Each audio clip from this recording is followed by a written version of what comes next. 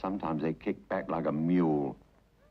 But with Mrs. Jones, well, woe betide him if they so much as coughed. And to think that only a year or so before in Britain, we've been refusing them the vote. To refuse...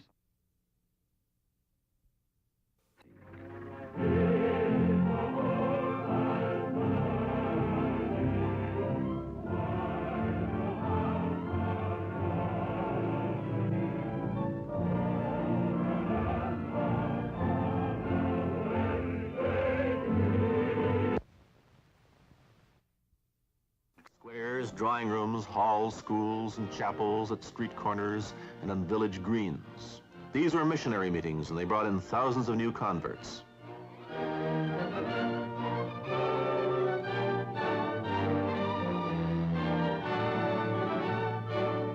Processions miles long marched through London streets. They chalked their slogans on pavements, paraded in sandwich boards, sold their newspapers on the corner, picketed the House of Commons, and flooded the streets with leaflets and handbills.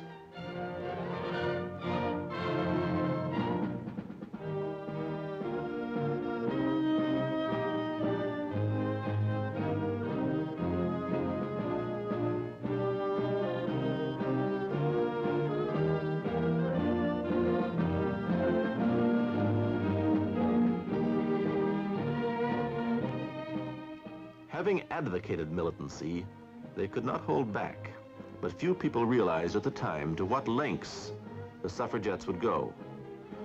When the Asquith government again refused to vote in 1912, England got a shock. They burned houses, poured acid into mailboxes, broke windows with hammers, threw a hatchet at the Prime Minister, and stormed Buckingham Palace.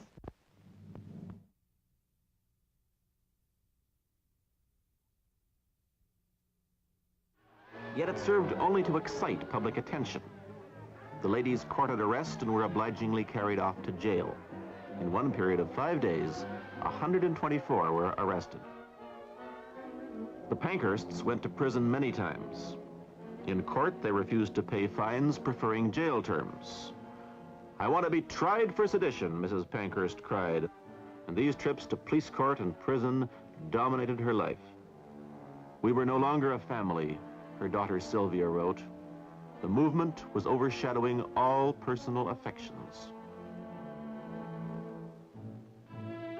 The authorities intensified efforts to subdue the unruly suffragettes, and the women struck back with a new and terrible weapon, the hunger strike. When officials tried to feed them forcibly, they resisted. So women were released before they starved to death, then popped back into prison again when they regained their health. This cat and mouse act, as it was called, brought more protests.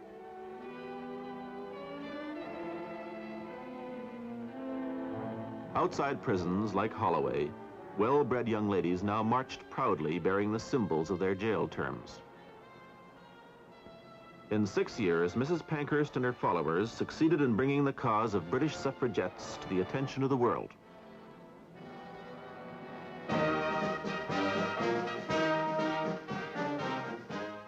Across the Atlantic, the movement in the United States had started in 1848, when Elizabeth Cady Stanton had drawn up a Declaration of Rights for Women. Susan B. Anthony and Mrs. Stanton led the fight for women's suffrage for the next 50 years.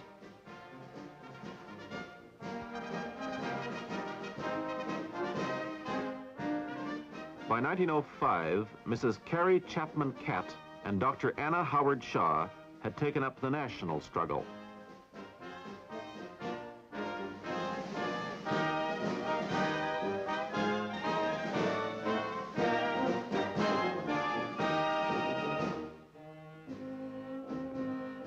Almost as many men as women supported the cause. There was no violence, and the only arrests came from charges of obstructing. But public opinion was divided, and the fight of the suffragettes hit the front pages regularly. Perhaps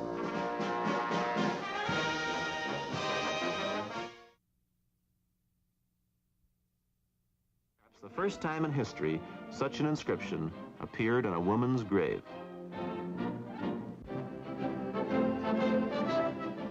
The war put England's economic and industrial system under severe strain.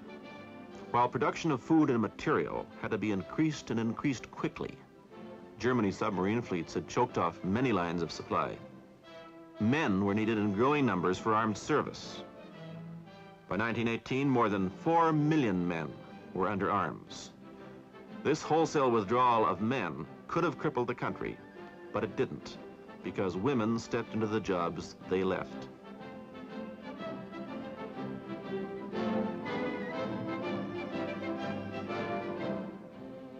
On farms, in factories, in the services, and at every hand, these women exploded the old myths of weakness, frailty, and irresponsibility. And they proved that they had the strength, the courage, and the discipline to do men's work. They were exhilarated by their indispensable role in the struggle. A new sense of freedom and equality fired them with new power.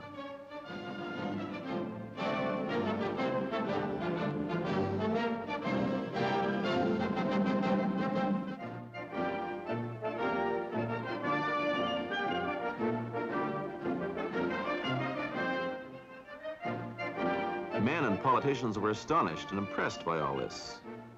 And from the Pacific coast to the North Sea, things began to happen on the now quiescent front of women's rights. By 1915, Finland, Norway, Iceland, and Denmark had joined New Zealand and Australia in extending the franchise to women. In the autumn of 1916, in Britain, reform of the franchise laws was begun. By now, there was no doubt about women's right to the ballot. Prime Minister Asquith, previously its most powerful opponent, now supported it. And while the government was working out the terms, the women forged ahead in their new busy world. They mastered more and more industrial techniques and even learned the mysteries of the new flying machines.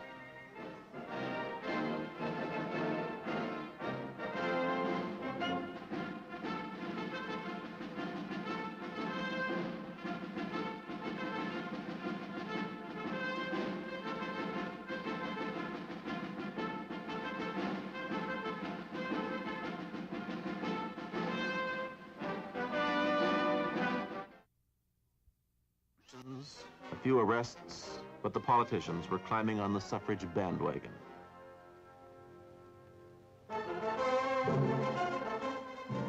Victory came in 1920. Women got the vote on an equal footing with men, and there was jubilation among the suffragettes.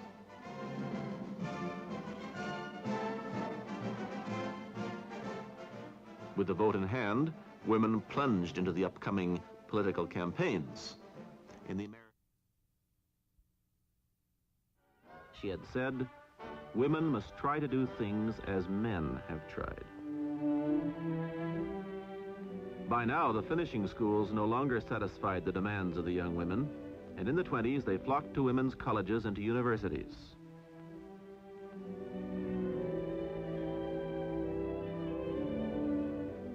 Education, along with the vote, became the main supports of opportunity for women in the 20th century. Education gave them new interests and a new awareness.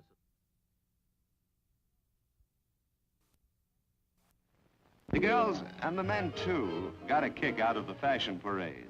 And the dresses were, well, they looked fine then.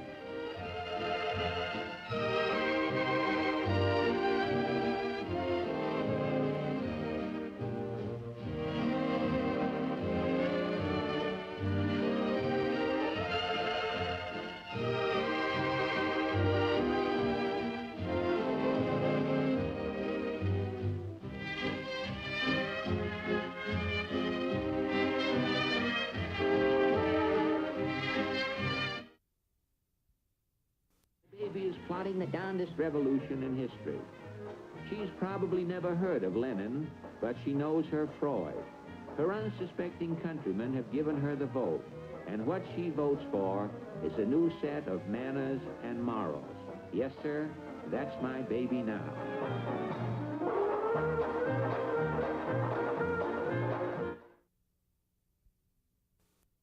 And a four-wheel sofa for flaming youth who are determined to listen to their libido and only to their libido.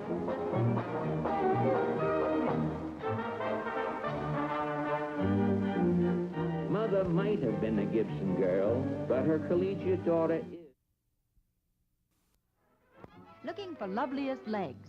It's June 10th, 1926, and at National Hosiery and Undies Exposition in New York City, judges ogle legs of finalists and contest to find America's most perfect pins. Winner by a dimpled knee, and on the last curve, too. Prize is $500 and loving cup, and replicas of legs will appear in shop windows. The owner, Ethel Dale of New York, a lovely with legs to match.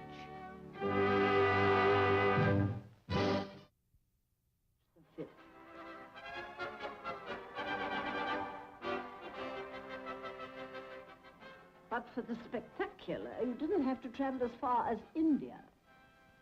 In those days, before all the crowned heads of Europe, was no empty phrase. The blare of trumpets, tossing plumes, the glint of swords, breastplates, and golden eagles, of such even the smallest of European kingdoms had its share. At the top of the tree, the big boys, like Kaiser Wilhelm. This was the army Pershing built from hundreds of thousands of raw recruits, carrying out the daring doctrine of open warfare, which was the American strategy. Mobile units, which vindicated Pershing's judgment by smashing the German salient at Saint-Michel in September 1917, met with tremendous objection from British-French leaders. But they were to eventually blast the enemy out of the Argonne, driving forward through almost impossible terrain. French's career as a leader of men began when he entered West Point at the age of 20. Master of troop formations and artillery barrage strategy. Fashions of the late 20s. Hollywood leads off with this riding habit, over which the model wears a French velour trench coat. The habit itself is informal, made expressly for the casual equestrienne. W. Hook created this outfit, which enjoyed quite a vogue.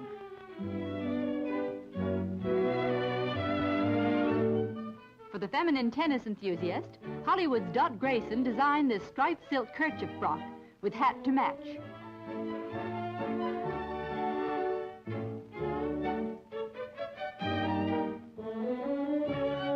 Unusual and unique creation from the movie capital was this afternoon dinner dress of black sheer outlined with Moliere ribbon. Full-length sleeves and the bodice are in black tulle.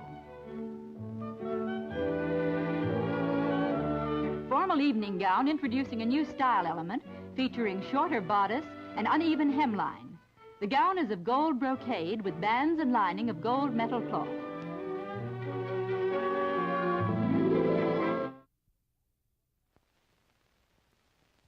It's 1925, and the Charleston dance is sweeping the country.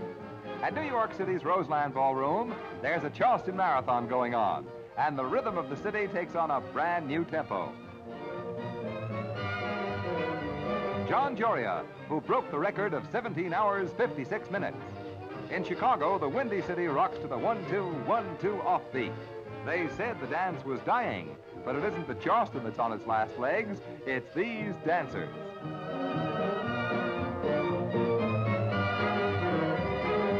Variations on the theme. Get her.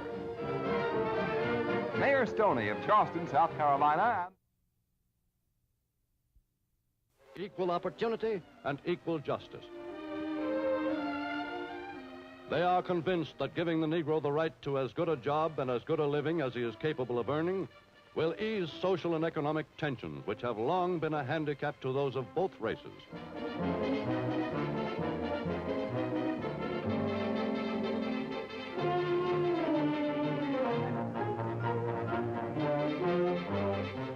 Today, Southerners in all walks of life are beginning to realize. And with them, bobbed hair and the Charleston and the black bottom.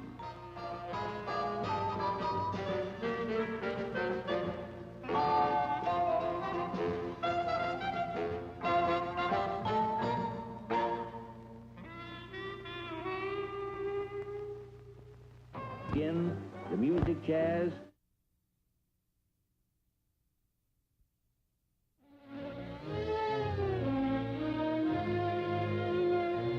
As the men marched off to war, the women exchanged their flowing skirts for overalls and took over even the toughest jobs. We had lady lumberjacks,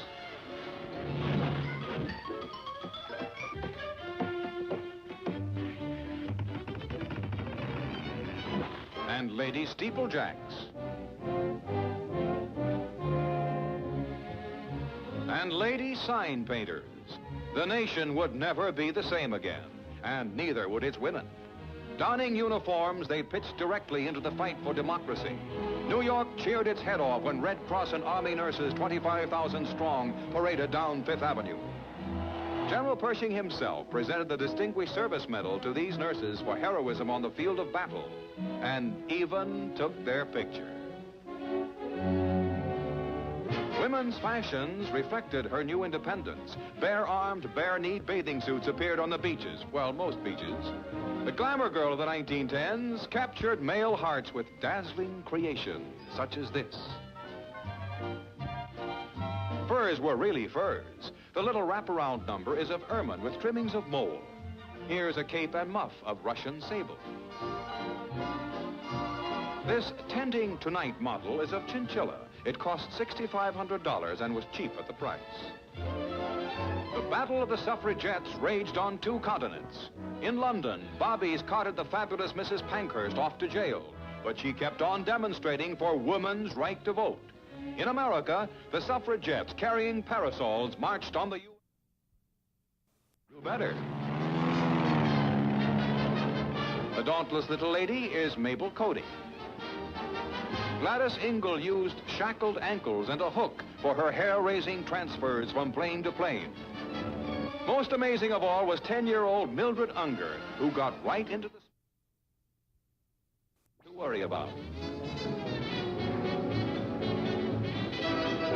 Helen Wills was the queen of sports. Her sizzling brand of tennis won 7 singles championships at home and 7 abroad. Daddy Browning and his 16-year-old bride Peaches had marital difficulties and gained fame as the darlings of the tap.